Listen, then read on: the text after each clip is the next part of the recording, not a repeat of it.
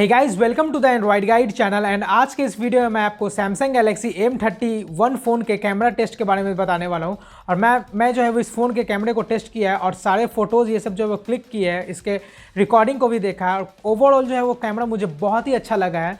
और इस फ़ोन में जो कैमरा है वो बहुत ही बेहतरीन है। सैमसंग गैलेक्सी M30 इस फ़ोन से भी मैंने इसके कैमरे को टेस्ट किया और कंपेयर किया है, उसका भी वीडियो बहुत ही जल्द आएगा। और उस वीडियो का लिंक जो है वो नीचे डिस्क्रिप्शन में दे दूँगा, अगर वो वीडियो रिलीज़ हो गया तो। और नीचे डिस्क्रिप्शन में दे दूँगा, तो वहाँ से जाकर आप डायरेक्टली उस वीडियो को भी देख सकते हैं।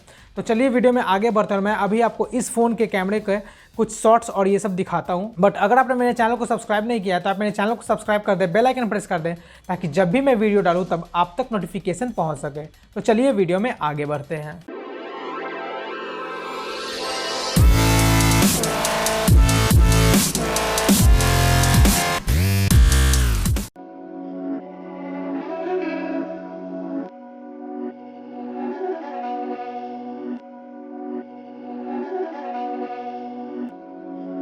These my dollars make it hurt.